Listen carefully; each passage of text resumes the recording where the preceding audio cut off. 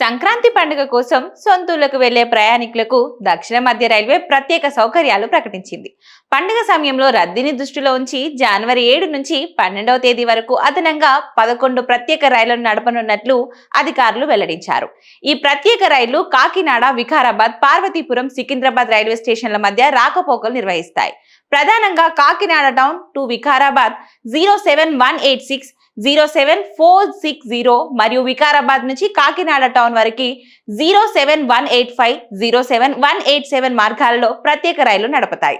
అలాగే వికారాబాద్ పార్వతీపురం వరకు 07461, పార్వతీపురం నుంచి వికారాబాద్ వరకు 07462, పార్వతీపురం నుంచి కాకినాడ టౌన్ వరకు 07463, సికింద్రాబాద్ నుంచి పార్వతీపురం 07464, 07465 మార్గాలలో కూడా సేవలు అందుబాటులో ఉంటాయి.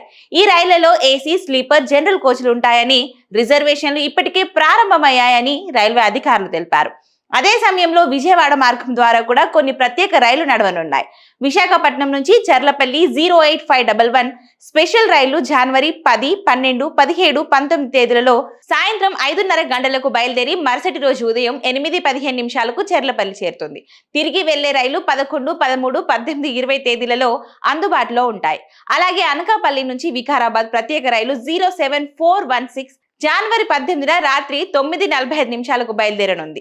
పండుగ సమయంలో ప్రయాణికుల డిమాండ్ ఎక్కువగా ఉన్నందున ఈ ప్రత్యేక సర్వీసులు ఏర్పాటు చేయబడ్డాయని అధికారులు తెలిపారు.